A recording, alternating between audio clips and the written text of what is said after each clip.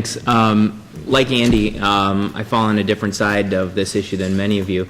Someone asked about putting names on resolutions.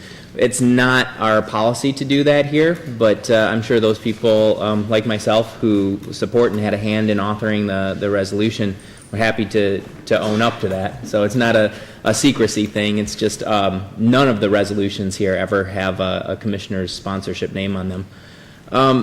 I think one of the major reasons that Stand Your Ground deserves a good hard look is that since its implementation, we've seen a very dramatic increase in race, in how the law is applied based on your race.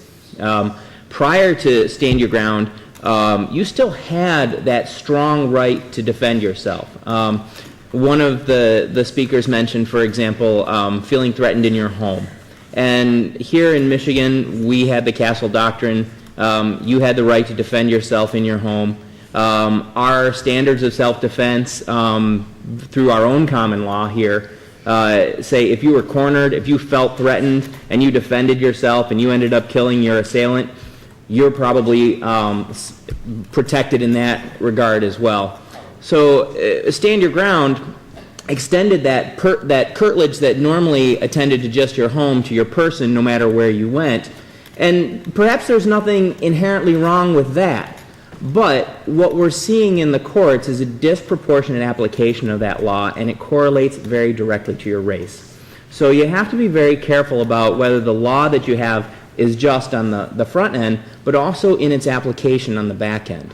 And when you see triple the number of African Americans being found guilty when using a Stand Your Ground defense compared to the same number of whites, it suggests that there's a problem in how that law is being applied.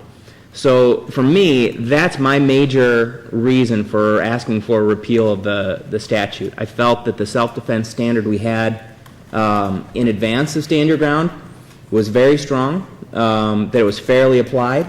Subsequent to Stand Your Ground, I saw a change in application that I found to be not in concert with the values that we hold as people of Michigan.